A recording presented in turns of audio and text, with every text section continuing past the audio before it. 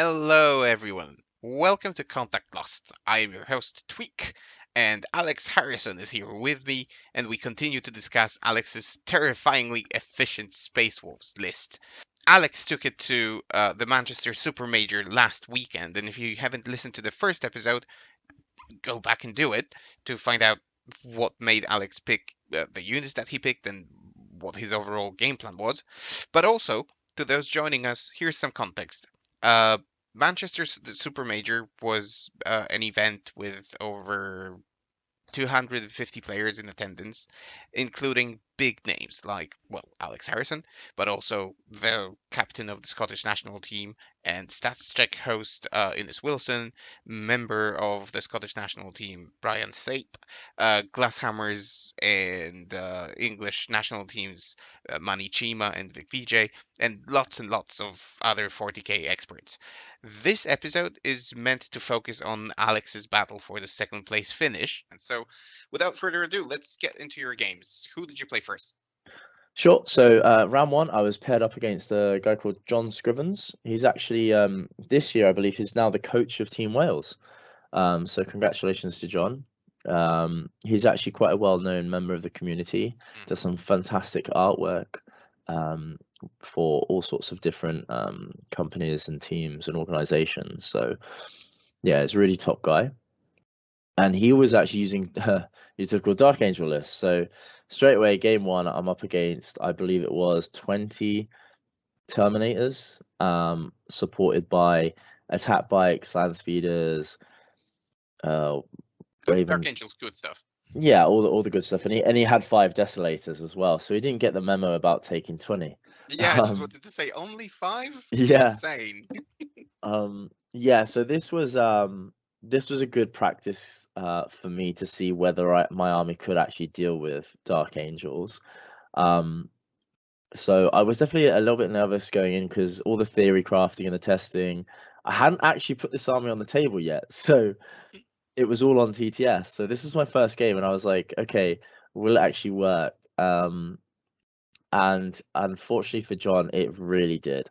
Um, Now, one thing to note for the Manchester GT is there's there was I believe about 256 players in attendance, Mhm. so a large amount, and there was only 5 games for the top 4 cutoff. So to get to the top 4, you needed to get as many points as possible in every game. And knowing that was also part of the plan with the list, is that I knew that my opponent would have to play aggressive. And Dark Angels do like to play aggressive, but not into my list. And John found that out very quickly. Um, he moved his army up. He went first. I basically, I think on turn 2, went all in. And by the end of turn 2, he had lost all 20 Deathwing Terminators, Wow. 2 of his characters, and all his attack bikes. Holy crap, that army has nice output then. Yeah, it was a mixture of all the grav, all the melter shooting, the Wolfen charging or fighting on death. I think it was actually like maybe the end of turn 3, he was fully tabled. And because of that, I actually only ended up getting 93 points because I couldn't complete one of my secondaries, which was shock tactics. I got a bit too excited on the army working. And you For didn't leave anything to, to score on further turns. yeah. So I could only get 93 points, but John was a pleasure. I did feel bad using him as a guinea pig because he had to face the wrath of the Space Wolves in a game which he was a bit nervous about going into, knowing that I designed the list to beat a list like his. Hmm. So yeah, it was a bit rough for him. But yeah, great guy, great sport. But yeah, it was a good start to the weekend. So, what other secondaries have you picked apart from Yeah, sorry, I shock probably tactics? should have covered that. So most of the games I went for Codex Warfare, Shock Hmm. Tactics, and then my third one was very situational. So if my opponent would give something away, I would go for that. Depending on the deployment type, I would go for banners or R&D.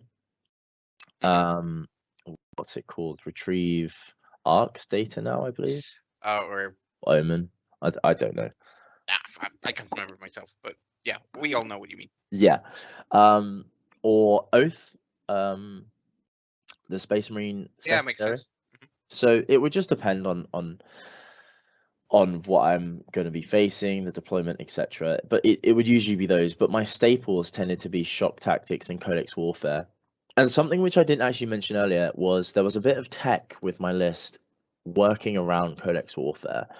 Now, my army would pretty much always stay in the heavy doctrine unless I'm playing an army that I cannot get codex warfare from, i.e., let's say Manny's Dark Angel's army with only like 6 or 7 units, or something like Custodes, or something tough where I Hmm. literally can't max it out. Yeah, resilient things.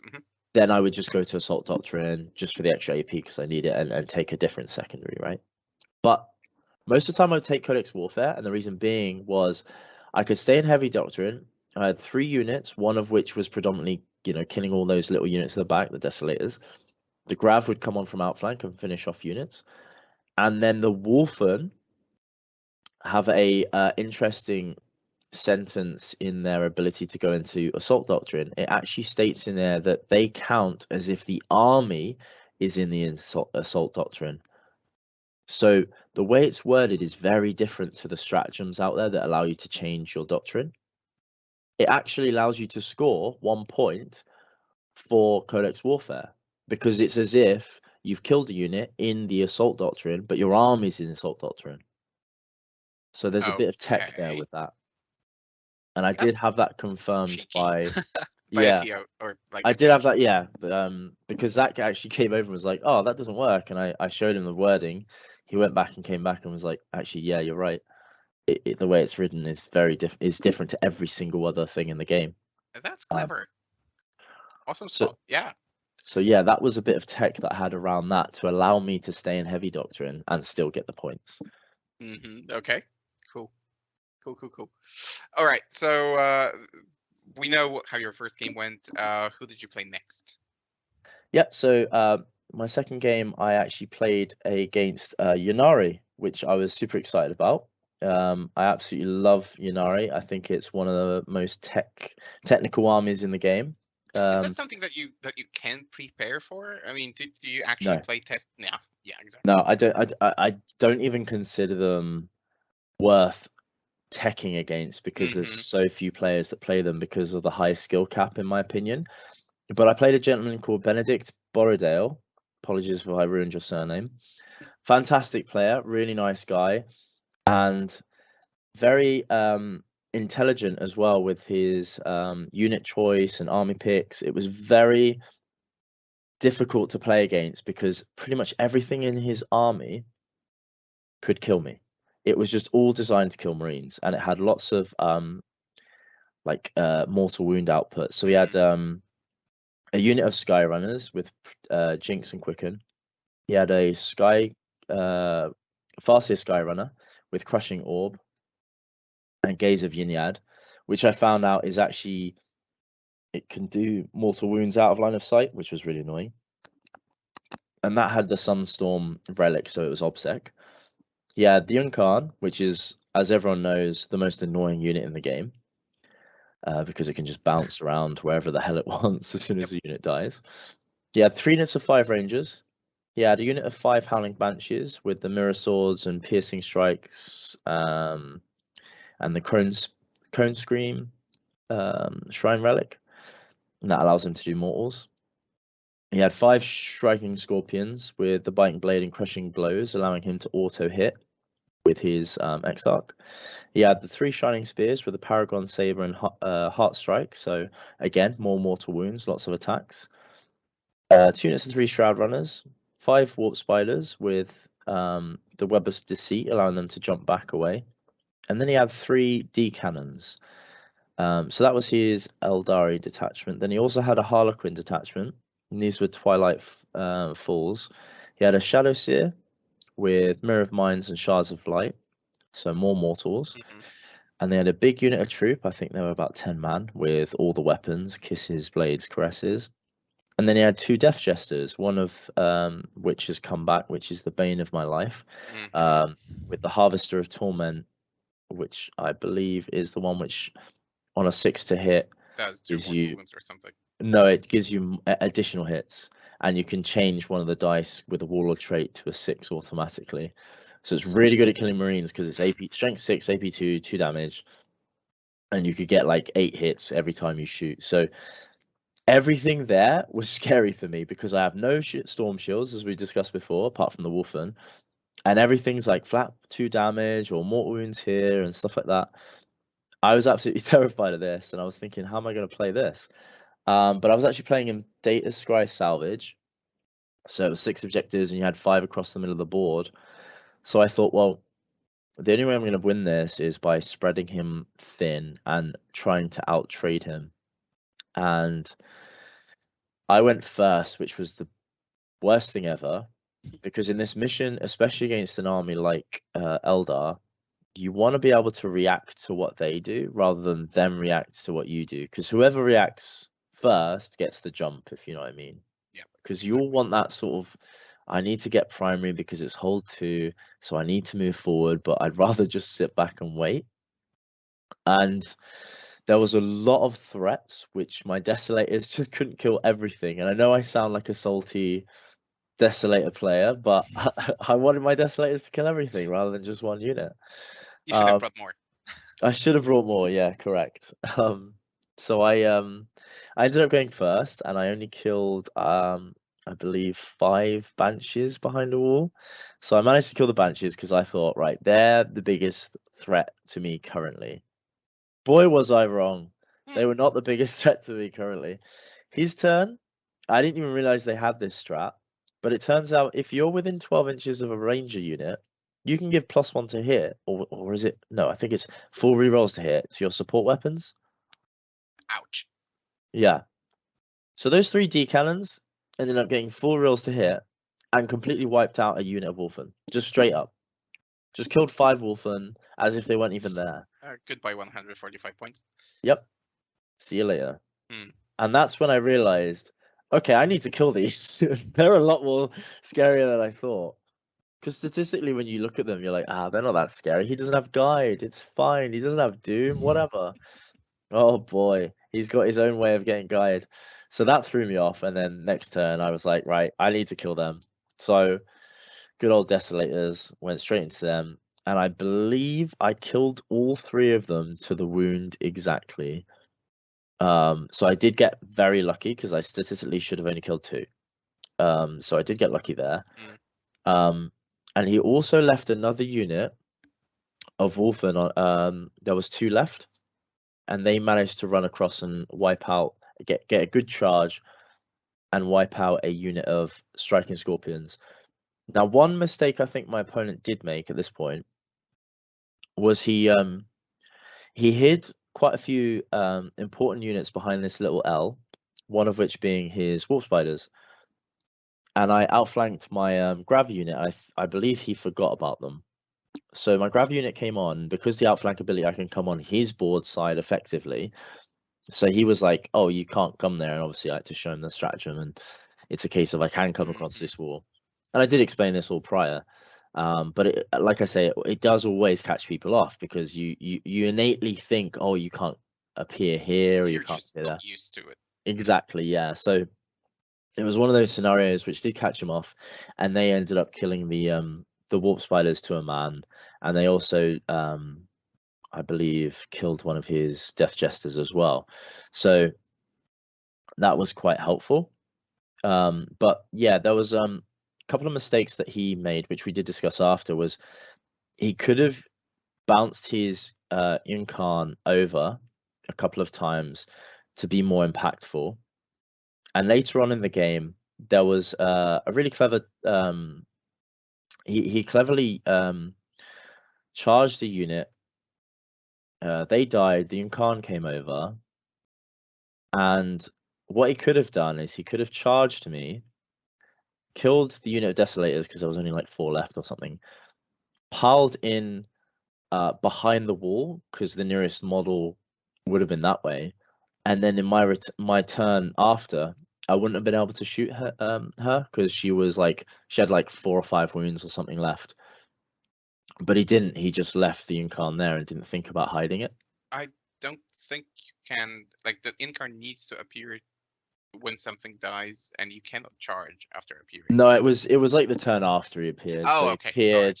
I think he appeared in like my turn, and then in his turn he charged, and then should have consolidated Hmm. behind the wall. Sorry, that I should have been more clear. Yeah, now I see it with my, Yeah, you know, with my and imagination. and then that allowed me to my grav units to shoot and finish it off. If it wasn't for that, because it was a lot harder to kill because I didn't realize you could use fate dice on it. So he had Hmm. lots of saves. I think one turn he rolled 3 saves. So you could just auto pass 3 saves before even having to roll his 4+ vulnerables and then use a CP reroll if required. So it's so hard to kill, like ridiculously hard if you get lucky and roll some fate dice on a 6. So I really enjoyed this game because I learned lots of little neat tricks that he was doing. Yeah, that army has is just a toolbox. It has just Yeah. so many neat little uh things here and there that you can never be prepared for that. No. So I actually this is one of my favorite games of the weekend just because I got a lot out of it. I know he got a few things out of it as well. There was definitely some improvements he could have done. There was definitely some improvements I could have done. I think I lost about 80% of my army because it was just constantly trading and it was a super fun game. But yeah, that was my round 2 and I managed to take the win in the end. It literally did come down to I think turn 3 where it super swung in my favor.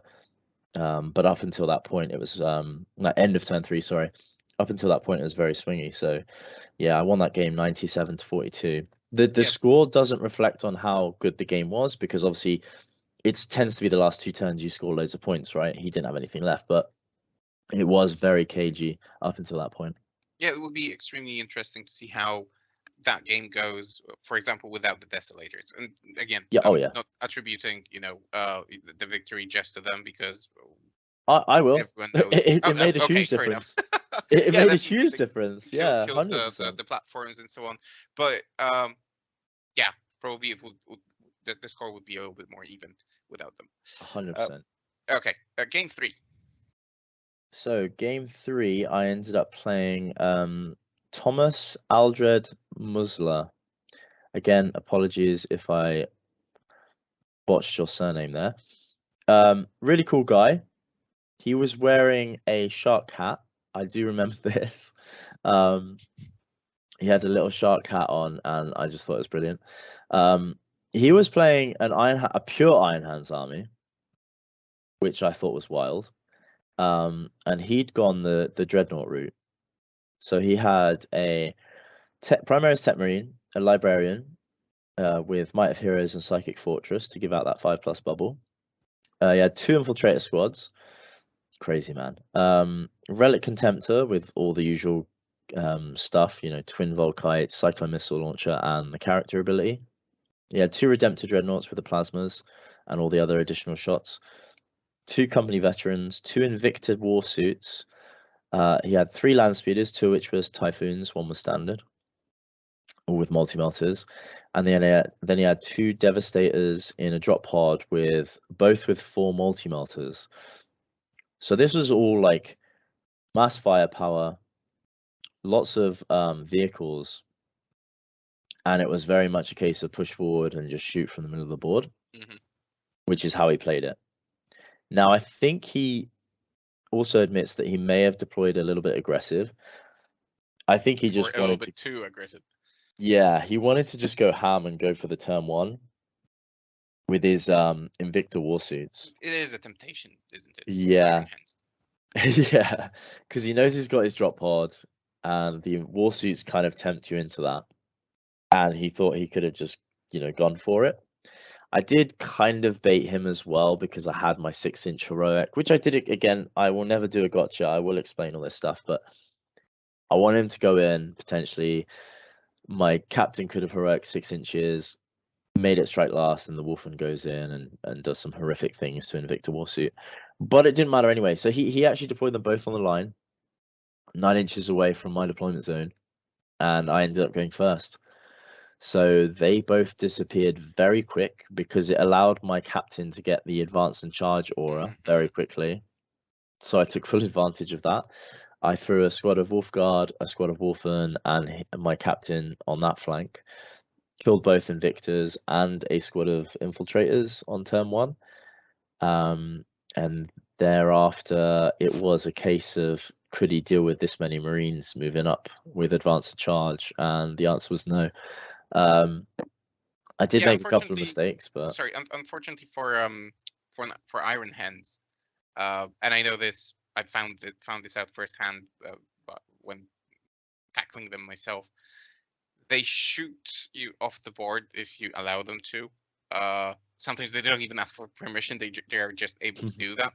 But as soon as you touch them, they fold. They fall apart like a house of cards. they do not Um, like being touched. yeah, I went to a tournament like a month ago with my Death Guard, and it was prime example of what I'm talking about. So I had like when I deployed, I had, two drones, two Helverins, some other squads, a Plagueis Crawler, Poxwalkers, and Mortarion. Yep. After his first turn, because he went first, I was left with the damaged Plagueis Crawler, Poxwalkers, and Mortarion. All the rest of the army on the table was gone. Of course, I had plenty of stuff Wow. in reserves and deep strike, but he killed like I don't know, 5 or 6 units by Mhm. dropping with the drop pod and so on and so on. And it looked very, very grim. I remember people were walking by the table, patting me on the back, saying, "Well, Good too game. bad." Yeah, Yeah, exactly. unlucky, bro. And then turn two, when my units came in, I managed to pull off like 5 9-inch charges in a game. Uh, and 5. I can barely yeah, make one. Give me it your was like, dice. yeah, it was like, a game of a lifetime. Never happened again afterwards. But in this particular game, it was just, they just fell apart like immediately. Yeah, So as you said, they don't like to be touched. So yeah, explains what happens in your game as well. that is literally what happened. It was just a case of swooping over. We played quarters in that mission, so um, I could just hit from one flank and then just keep supplementing my army from that side, and it was just a whitewash. So a big win there. That was 97 to 34 to me. Mm. Okay, so exactly what you were going for with those big wins. Yes, yeah, I was trying to keep my score high. It was difficult because the reason for going like 97 points twice, for example, was I sometimes can't max one of the secondaries. Primary is very strong with this list, but secondaries usually have two staple ones, and the third, it just depends, like if you can get it. Yeah, okay. So that was game 3. How about game 4? Yeah, so going into day two, my first round opponent for round four was a gentleman called Paul Martin. So Paul was playing orcs. So I was actually quite surprised, to be honest, going into round four at Super Major, playing against orcs of everything. So definitely wasn't sure how to take this game because I've not had much practice into orcs. I know they score very well. They've got lots of little tricks as well that they can catch you off with, and I don't know their stratagems overly too well. So I did ask one of my friends just to go through a few of the tricks that they do have, but it was very, very, very quick. So I definitely forgot most of those by the time I got to the table. As you do. As you do, yeah. But Paul was a gentleman. He went through everything with his army. I went through mine, and we both knew it was going to be a bit of a bloodbath, and it definitely was. Um, so it was Dawn of War. So this mission, if you manage to survive until the end, you can score a lot of points going second. I believe I can't remember the name of it, but it's the tertiary objective where if you go second on the last turn, you get like 4 points for contesting objectives on your opponent's side. That's conversion. Yeah. Yeah. Whereas if you can contest it during the game, I think it's only like 2 points or something. So going second, if you can at least survive until turn five, would be super powerful. And I actually ended up going first. So I knew straight away that I had to be quite aggressive. Now, this is where I think Paul made a big mistake straight away. He put too much in reserve because he was definitely worried about the Desolators. I think he was over worried about the Desolators. He ended up sorry, I didn't go over his army. He had a war boss on foot with the truck boys ability. He had like the competitive edge ability as well, so you keep rolling until you do damage. He had the killer claw, all the good stuff. So he was very, very good in combat. He had 2 sets of 10 Beast Snagger boys, 4 sets of 10 Gretchen, and then he had quite interestingly 2 units of 10 commandos, and those can be very scary going first because they could tag or charge a lot of stuff going first. Yeah. They both had a bomb squig in each. And then he had another interesting choice was 2 units of knobs with 5 power claws in each, and the other, I think they were 9 mans or 10 no, they were 10 mans. 2 units of 10 mans with 5 power claws, 5 with big choppers. So they were very good at killing marines. Yeah, an Uh, interesting list already. yeah, Hmm. he had 2 units of 5 tank busters with 2 bong squigs in each. He had 2 units of 10 storm boys for grabbing objectives. Then he Hmm. had 2 kill rigs and 2 trucks. So it was quite a mixture, and I could tell straight away that I could see how he'd gone 3-0. There was some tech choices in there that were definitely scary. He just had the Warbus as a truck boy. The rest was Death Skulls, so I believe they're all OBSEC as well. Yep. So they're very good at like just grabbing primary off you.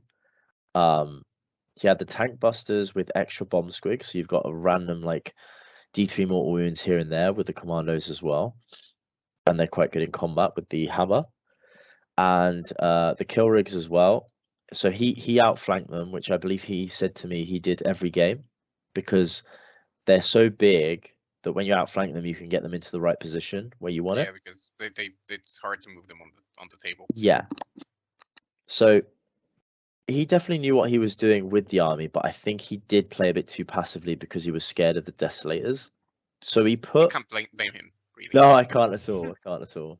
He put both kill rigs and all the um Gretchen, and I believe there was something else in reserve. I don't remember what. I think that was it. He Hmm. put both trucks on the board, um, and then the Storm Boys as well. So I think it was the Beast Dagger Boys were in the kill rigs as well. That was it. So he didn't have much infantry on the board. So that meant that my target priority was quite simple. And on turn one, straight away, I got quite lucky with shooting his Storm Boys. I killed 6 of them. He failed 1 morale, so he lost 1 more to morale. He then rolled a triple 1. Ah, So he lost an entire unit of OBSEC Storm Boys, which I was winning on 5s. Like statistically, you kill 5 or 6, which I hmm, did, but to lose the whole squad was super unlucky. Um, and I also did some damage to one of his trucks. I killed one of his trucks because I deployed a grav unit right on the corner so I could move up and see just a little bit of the truck. So I killed that and some knobs got out. So I was in a good standing. He couldn't really press me back, and this was what we found later on to be the issue with his list because he left too much in outflank, strategic reserve, sorry. hmm. So When did he call Wa?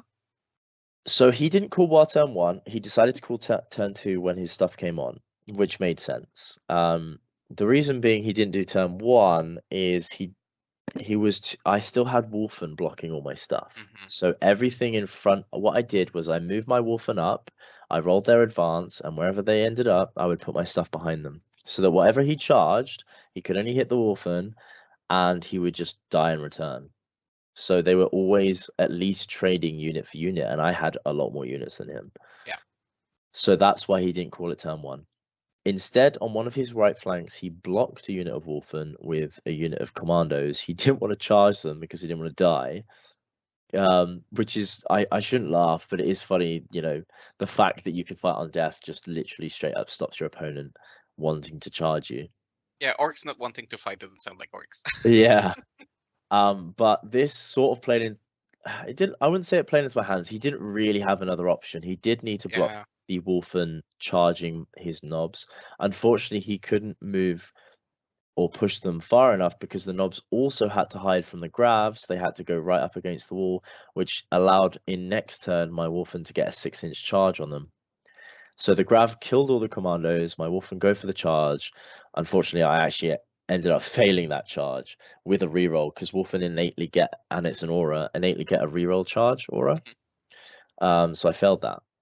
And that meant that his knobs on turn 2 could cool war, come out, kill the Wolfen, and then move on to my home objective.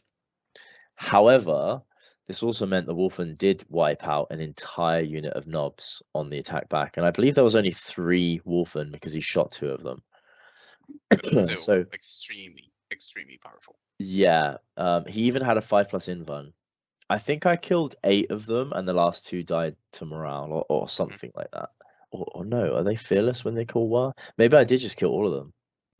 I can't remember. I think I might have just killed all of them, which was, lucky.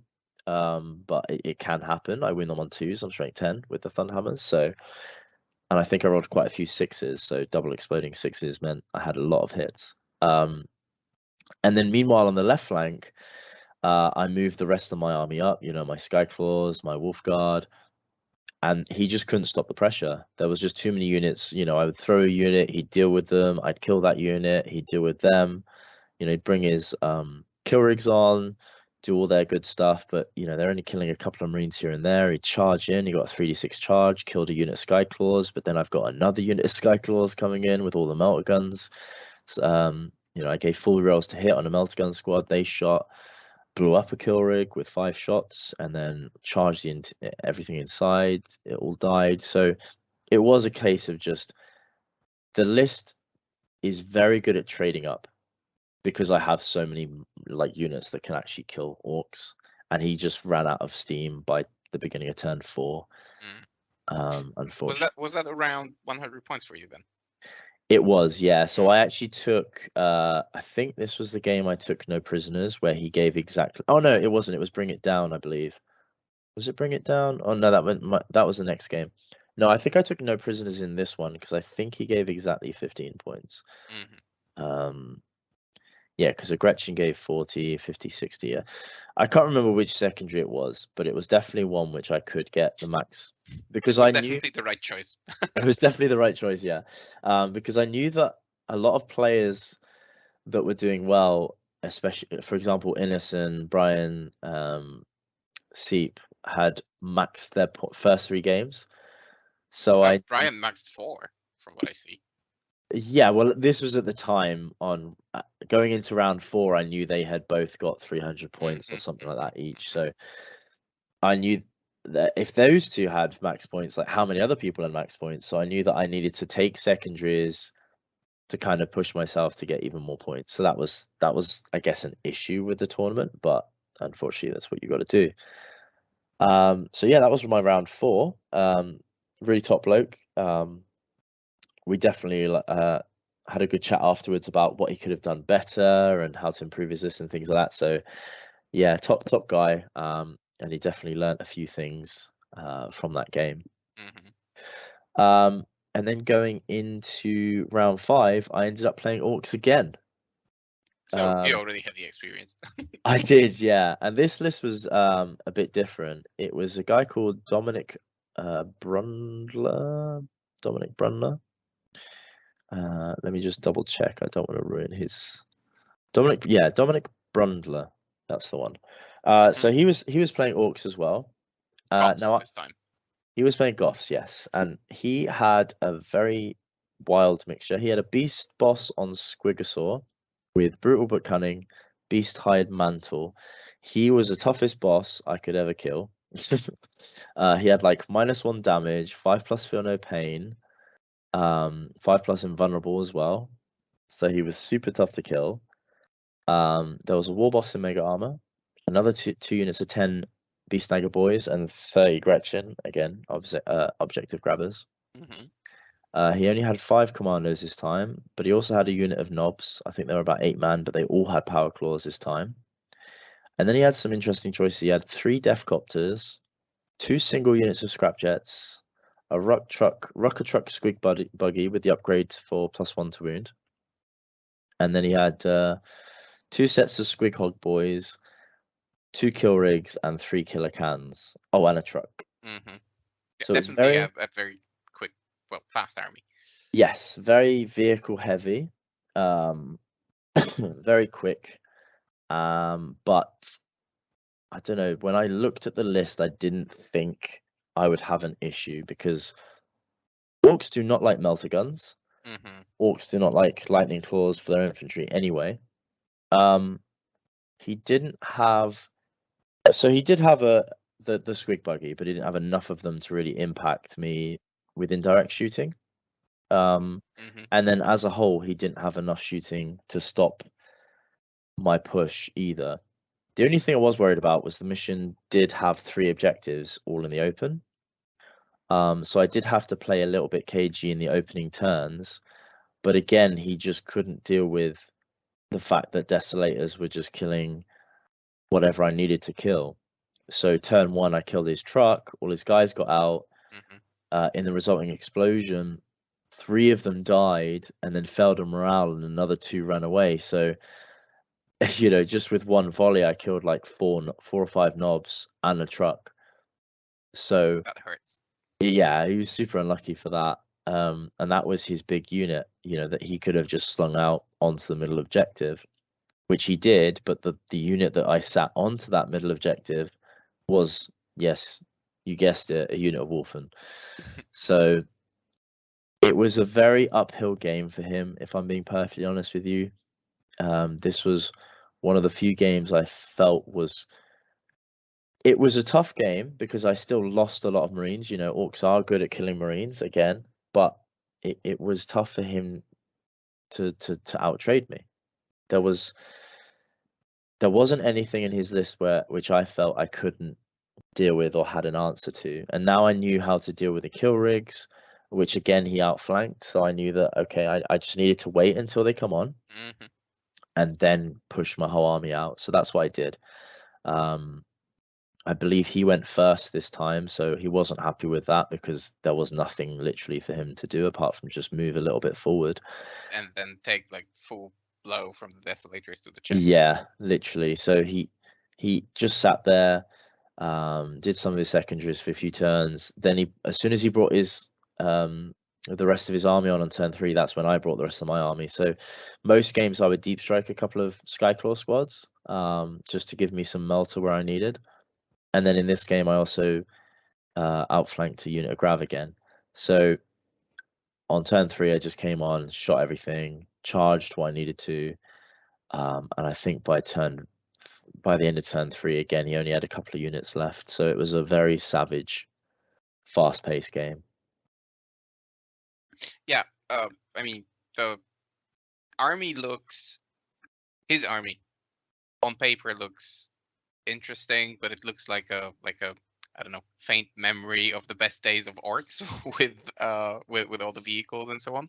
But then again, the numbers don't seem right. Like scrap jets probably could have used more. Rocket truck squeak buggies definitely could have used more. It seems like it was just a mix of stuff, but not enough of anything. Yeah, So it wasn't yeah, the most optimized list, but he obviously must have done well to get that far. So yeah, yeah, I would. absolutely. Hats It off to him wasn't a anyway. good matchup for him. Let's put it that way. Yeah. And I guess any of the Space Marines probably weren't. No. Although to be Yeah. fair, he did say he did enjoy that game more than he would have enjoyed playing against Dark Angels. And he did say that he didn't feel like Space Wolves were broken. They were obviously a little bit too cheap, but it's always good to hear when your opponent at least has a reasonably fair and good time game because they're not getting just, I don't know, outstatted, if Well, that yeah. makes. You don't feel like you're trying to break through a brick wall with your head. So Yeah, yeah. He was yeah. still killing units. I think that's the big difference. Like when you're actually killing enemy models, you're having an interactive gameplay, whereas Dark Angels, there is none. You're just not killing anything. Yeah, but I need to mention this. We are doing this. I probably should have mentioned this at the very beginning of the episode. We are doing this episode with Alex and his Space Wolves because if I did spoke to someone one more time about Dark Angels, I would probably end up vomiting all over the place. So that's why we're speaking to Alex. So yeah, let's carry on. Let's carry on to the next Sure. game. How Okay. did that go? Yeah. So this was the top cut now. Hmm. I managed to get enough points to make it to the top four. So it was myself, Innes Wilson, captain of Team Scotland, Manny Chima, a teammate of mine on Team England, and Brian Seep, who, although he's originally from America, he lives in Scotland now and is also part of Team Scotland. Hmm. So there was quite a good rivalry there at the top between Scotland and England. Two players from each faced off. And just to paint a little picture here, we have Brian with Iron Hands, Innes with uh Iron Hands, Yeah, correct. you with Space Wolves, and Manny with Dark Angels. So pretty single codexy kind of top four. Yeah, it is unfortunately gone back to that. It also was quite funny to see how many Desolators also made the top four. Yeah, I think there was 48 in total between us. yeah, between four players. Yeah, Yeah. that's crazy. So we definitely knew that Desolators were good by that point, and we all were in agreement that they should not be a thing. But unfortunately, here we are. So yeah, we all made the top cut, and I believe the person in first place plays the person in fourth, and then the person in second plays third. So I ended up playing against Brian in Hmm.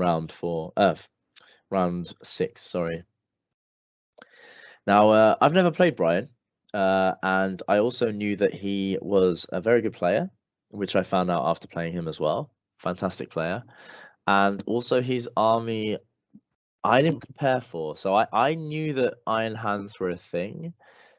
I knew they're good, but I just didn't think that many people would be taking them. I thought people would have moved on to play Dark Angels. So, Are you serious? I thought like Iron Hands was, or sorry, the UK was the bastion of Iron Hands. yeah, Like yeah, but you I thought people they over there, moved on.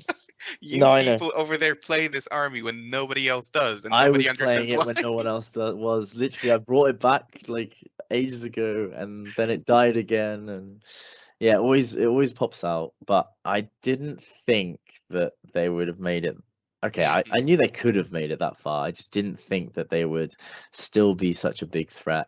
And notably because, well, they do struggle into the Dark Angel matchup, in my opinion. So that's why I was surprised. I thought that people knew that Dark Angels were a thing, so why would you take an army that isn't overly strong into that Hmm. army?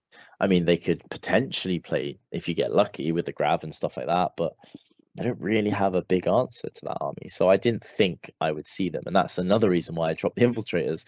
But they would have been really helpful in this army. Or against this army, sorry. Hmm. Hmm. So going into this matchup, I knew I was on the back foot because I couldn't deal with that drop pod effectively. However, the one thing I had on my side was the terrain. We were playing scouring, so it was hammer and anvil, and the terrain positioning was in such a effective position that it allowed me to sit on at least two objectives on my side of the board Hmm. and not be shot in return.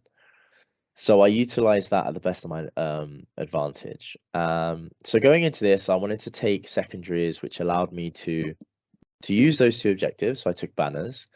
I also wanted to pick off his small units. So Brian had a traditional Iron Hands list. He had a Tech Marine, a Relic Contemptor with Cyclone Missile Launcher, and all the Warlord trait, allowing it to go become a character.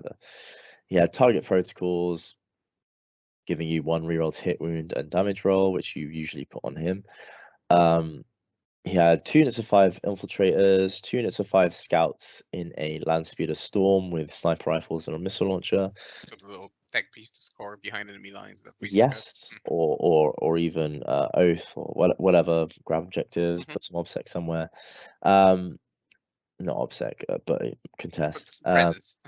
He had 2 units of 5, or he had a unit of 10 Vanguard vets, which split into 5, with a couple of storm shields, but all with lightning claws and a relic sword on the captain, the sergeant, sorry. Uh, what else? Yeah, 2 units of 5 desolators, both with Wenger launchers. Uh, I believe one was mastercrafted, or maybe not. I don't. No, I don't. No. I'm looking at the list now, and I don't Oh, see okay. any. And then he had 2 units of Devastators, um, one with 3 grav and 1 melter, one with 2 grav and 2 melter, Hmm. which is better against me. You know, the extra grav. I believe Innis only had two of each in both squads. And he also had a unit of 3 eradicators. I'm trying to think. I think that's everything. Oh, and 2 land speeders. Did you mention the Relic Contemptor? Yes, I did. Yeah, Hmm. Okay. yeah. Two land speeder tornadoes with multi-melter and assault cannon. So I looked at his list and I thought, right, this is going to be a struggle. He's got a lot of, grav with the drop pod. The relic attemptor can get really good firing lanes on this board as well if I let him. So I had to play a bit cagey. So I decided to take Codex Warfare anyway because I feel like I could kill enough of his small units. Sorry, he also had a Primaris Lieutenant as well. I could kill enough small units that I could either max Codex Warfare or I could at least get close to maxing it. And I also took shock tactics because I knew that I could gain pressure on at least one of the sides where I can get into the middle L piece of terrain and then start slingshotting units of Wolfguard onto his objective to not only stop his primary but take shock tactics. Now, if he took shock tactics back, he would also get shock tactics, but we're trading evenly, but I'm also stopping primary. So that was what was going in my head. Now, I looked at the board here and I considered what he was going to take for his secondaries, and I knew he was going to take no prisoners and Codex Warfare, but his third one was going to be interesting. So I took banners. He could have taken banners as well, but my army is more aggressive, so I'm going to stop that banners. Hmm. I don't think he's going to also take R&D because he doesn't have the units for it. So his third option was very limited, and he took what I believe was the most logical choice in taking Oath. Now, Oath in this game, the center objective is literally in the open. So I would never take that because I'm literally just giving up a unit. For free. However, Yeah. yeah, however, he has like these land speeders and the land speeder storm, etc., to grab Oath at least for the first couple of turns before he brings his drop pod down. So I knew he could take that, and which he did. However, I felt like this was a massive risk because if I go second and he goes first, I will never allow him to take Oath. Like he will only maybe get 8 points, and I would just win with having banners. Like I literally wouldn't have had to do anything else Hmm. because I can contest his primary. He will never contest mine. He will never move towards my army. So it was a big risk, and it did pay off for him in the end. He managed to go second. So I was very surprised by that choice that he did take that secondary. But looking back, I also understand why he did it, is he didn't really have much of an option.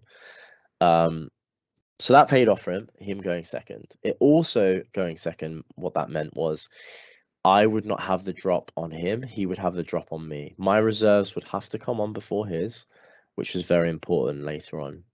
So the reason I'm going more in depth in this game is it was very, very close and very, very tactical. So for the first 2 turns, we both didn't really do much. It was very cagey. It was very fair and concise. We explained what we were trying to do, our intent everywhere, what could see what could move what, pre-measured everything. And we had the clock on, but it felt like it was going smoothly. But then on turn 3, I believe it was like halfway through my turn. I think yeah, it was Zach that came over and then said that our clock was actually wrong and we had to take 17 minutes off each or something like or 14 minutes off each or something. Well, Um, that's random. yeah, so apparently we started late. Now, I was a little bit upset by that because we had both been utilizing the clock. Um, and no one had said anything prior to say that we'd started the clock late. And bear in mind, there's only 2 tables at the moment. There is a ref there. There's a head ref there, and obviously Zach, the the tournament organizers there as well. For him to come over on middle of turn 3 and tell us the clock was wrong really threw a spanner in the works because we were playing very tactical, we were pre-measuring everything. And when you see your clock drop 14 minutes or whatever it was, that really puts a lot of unnecessarily added pressure. Hmm. And that's where I started to make some mistakes. So rather than double checking and think, like I had a plan, but then I started overthinking stuff and then I started panicking a little bit because I was worried about getting clocked.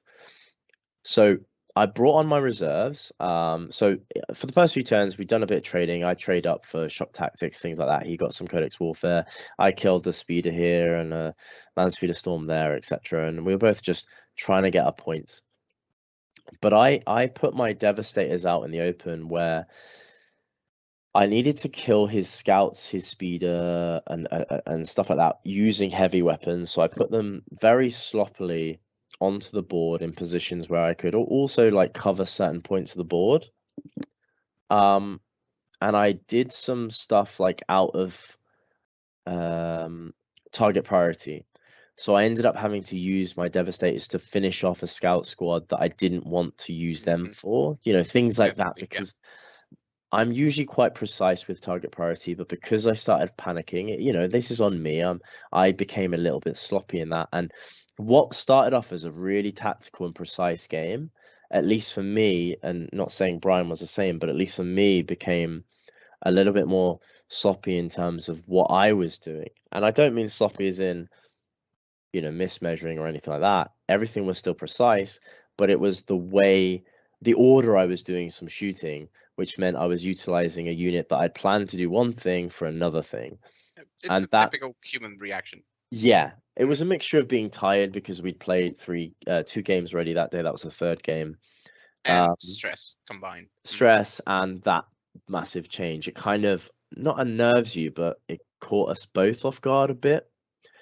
Um, And that allowed him to. So, what I was initially going to do with blocking the pod off, I didn't do.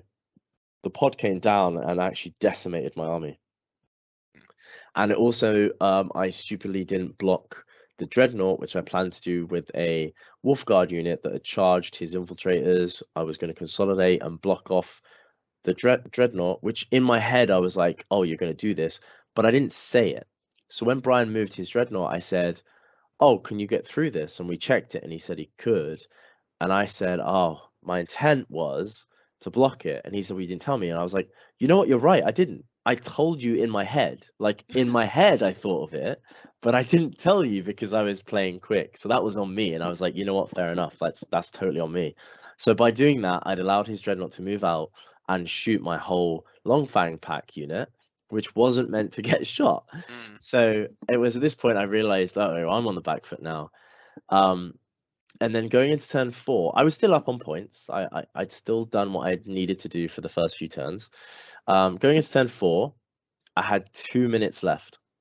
Now, what was meant to be something like 17 minutes left, I only had like 2.5 minutes left. Yeah, Now, usually the last two turns you could do in like 5 to 10 minutes but max, not two. but not two. Yeah, so I was quickly like rushing my turn, going right. I need to do this, get as many points as I can. I tagged his drop pod with like most of the rest of my army. Killed his devastators, killed all the speeders that I could, get maxed out my Codex Warfare, took maxed out shock tactics. You know, But there's only so many things you can do with there's it. only so many things you can do in 2 minutes, right? So I did what I could, and I was like, right, over to you, Brian. And Brian had also about 2 or 3 minutes left as well. So it wasn't like we were both not using our time correctly. We both, and it wasn't being pressed by us either. It was the ref. They were in Hmm. charge of the clock, so it wasn't like we were mismanaging the clock or weaponizing it. It was completely fair, and we both had pretty much the same time usage. And at this point, Brian was like, "Okay, if I end this turn, the score will be 69-72 to you." And we agreed. And he said, "Well, we both said that like if we play on." To turn 5, I obviously can't do anything because I've run out of time, and he doesn't have enough time to give me. So I didn't say anything at this point.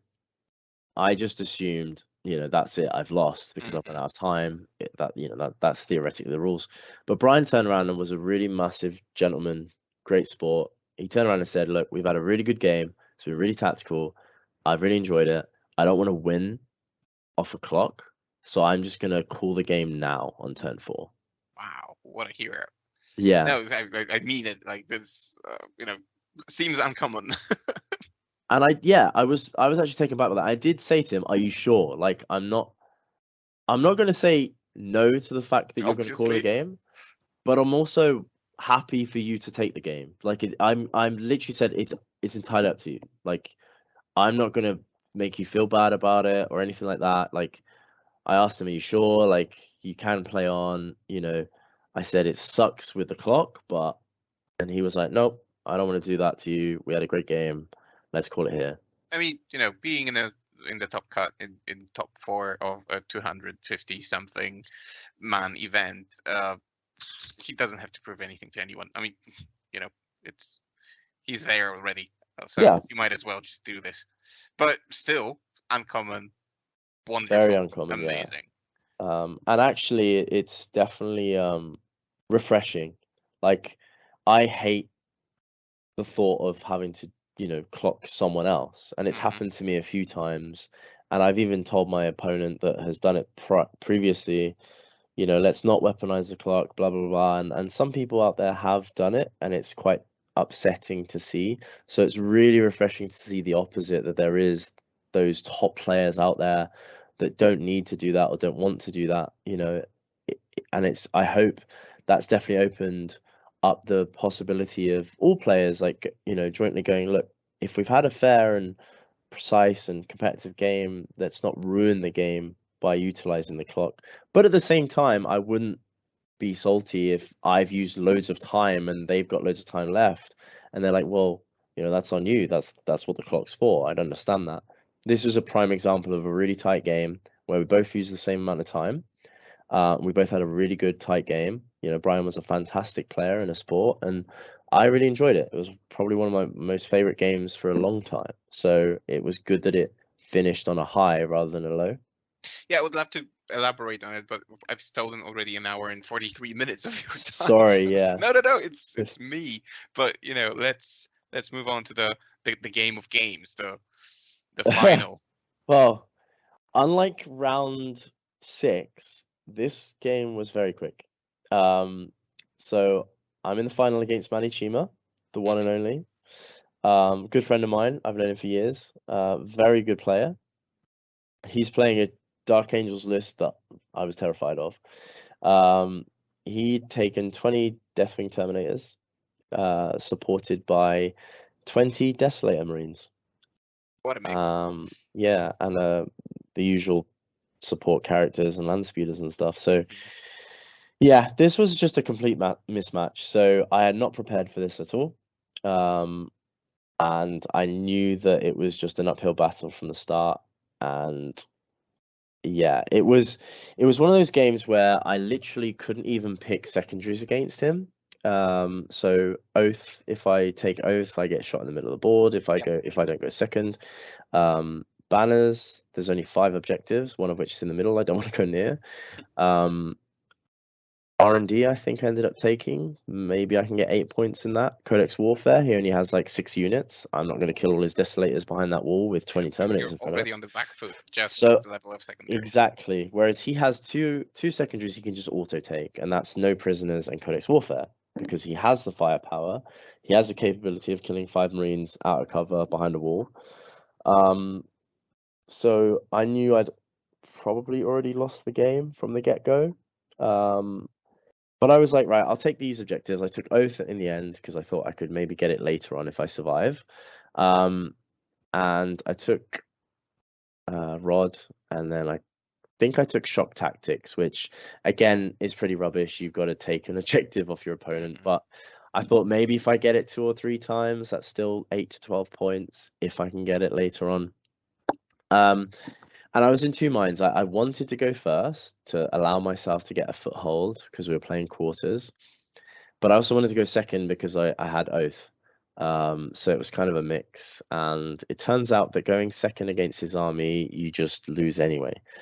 Um, so the issue with the deployment in this one is unless I was right at the back in the corner, which I was planning to do, but actually looking back, it wouldn't have really changed much because I would have had to move out, is there's two L's in your quarter and one small L with cover. So I could fit 2 or 3 units in the small L in cover, and then the other L's you hide behind weren't in cover. So when 20 Desolators and 3 Wenger missile launchers are shooting at you indirectly, hitting on threes, rerolling ones, winning on fours, rerolling ones, they're going to kill Marines out of cover very easily. What didn't help was also Manny's rolls. And, Mm. we all hear these jokes and stuff. Even Manny laughed, and every single time he was like, "Well, that was above average. Well, that was above average." And even afterwards, I just, I was quite tired by this point, but I was laughing. I was like, "Okay, standard Manny things." It's just He, one of those games. yeah, he. So statistically, I believe, even with 20 Desolators, you only kill 3, maybe 4 Marines out of cover. He killed 8. So That speaks volumes. yeah, he doubled and that was on turn 1. Turn 2, he starts shooting. He killed another like 4 or 5, and then he also had like his land speeders and stuff. And I had a lot of stuff in reserve because I didn't want to leave my whole army on the board and get shot. But I looked at the board state at the end of turn 2, and I'd already lost pretty much all my Wolf Guard and half my Wolfen. There was no physical way of killing his Deathwing at that point. Hmm. So I just said, look, you only need to win by 1 point. I think you're probably going to win by more. So we just worked out the points there, and I gave him the win. It was similar to the LGT, unfortunately, in that it was very one-sided. But I knew coming into the game, especially in that deployment, that it was going to be that case, unfortunately.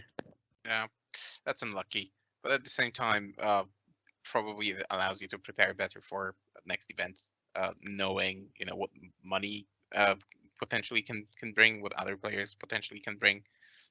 So having, I mean, the game was the score doesn't look that bad. It was like 90 to 75 from what I see.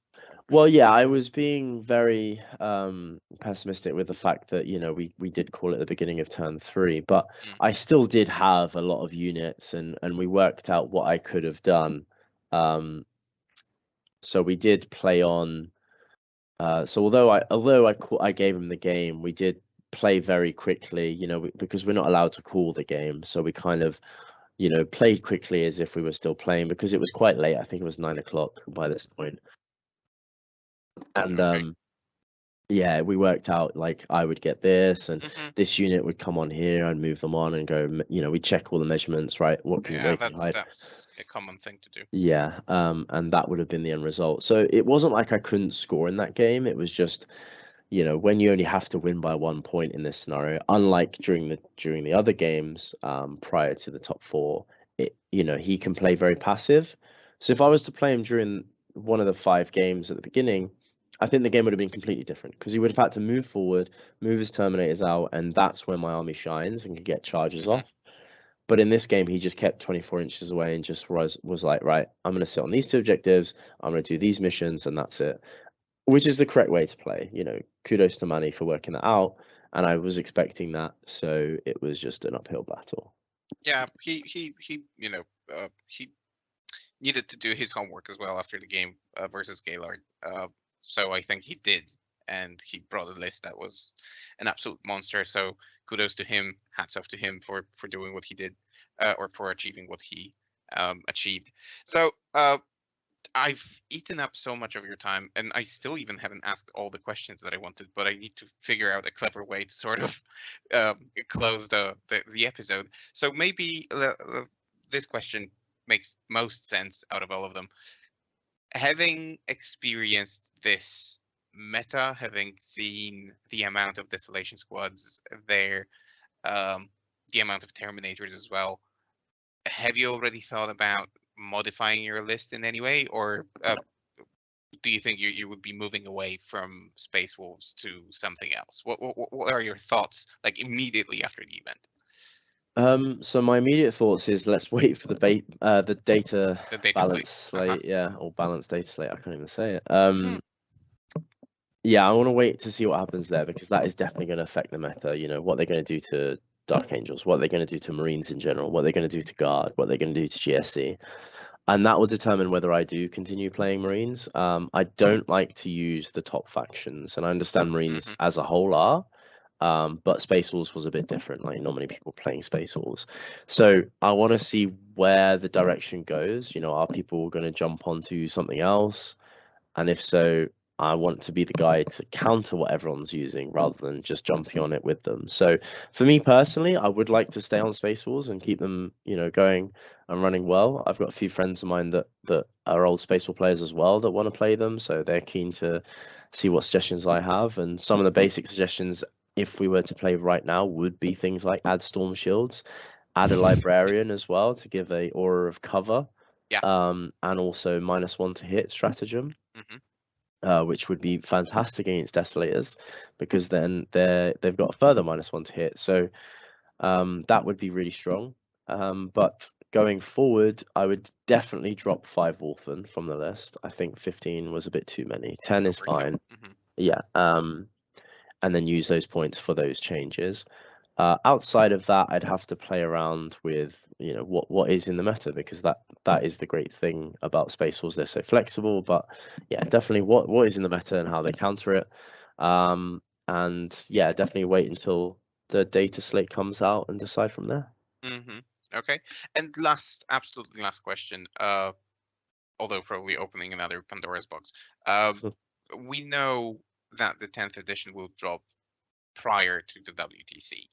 So, uh, does playing now contribute to the national team in any way? I mean, to you being on the national team, developing your skills. I mean, from your games, from your experiences, I know that you can feed your experience and uh, give feedback to your captain.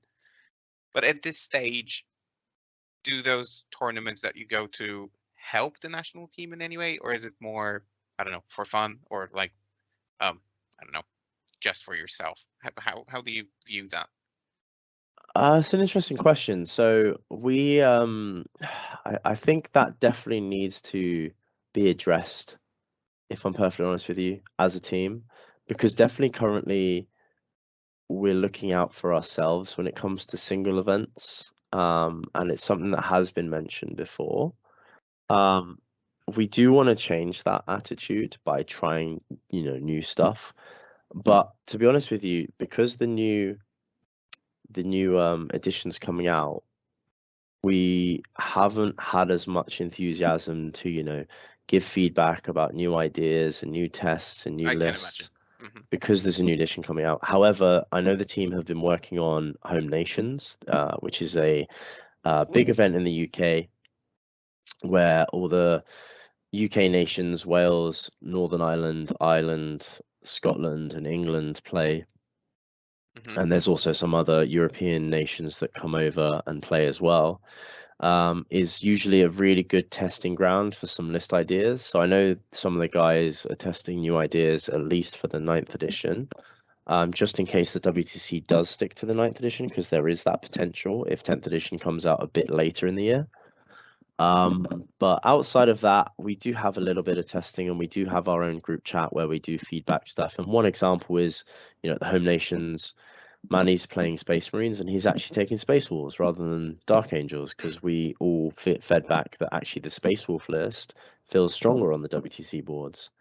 Um, that might not be the case, but we decided to test it. Use Home Nations as that testing. Go, well, what better chance is there to test it? We know Dark Angels works. Let's try something else. Yeah, So absolutely. there is stuff like that that goes on, and that's constant. We're always feeding that back. Okay. All right. So let's wait for the balancing data slate to see how this shakes up the meta. Then let's wait for the new edition. Until that, well, first of all, thank you for joining me for this episode. Thank you for the thorough, in-depth explanation. I think any Space Wolf player will benefit a lot from this, but other players maybe facing Space Wolves will benefit from it as well. It's been very insightful, so thanks for that. And yeah, fingers crossed for any future tournaments that you participate in. Hopefully, you can finally, break the bad luck of finishing second and going into Forever the finals. bridesmaid. Yeah, exactly. So fingers crossed that you manage to get that top spot finally, with an army that gives you joy. And I can invite you again, and we can discuss that then. Thank you so much, and thanks again for having me on. It's been a pleasure. Yeah, the feeling is mutual. So right, to our listeners, thank you for lasting through these 2 hours. I hope you found it interesting and insightful as much as I did.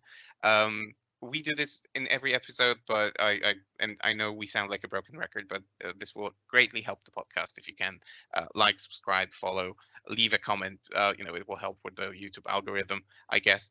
And then also feel free to ask any questions or post, potential topics for future episodes. We have a couple lined up already, so it's definitely going to be interesting. We're going to be bringing in Pumba to discuss the Krakow Arena and discuss the Polish meta right now and what's going on there. And yeah, we hope to make it as interesting as possible. So join us, and we will not let you down. With that, I thank you all, and until next time. Bye. Bye.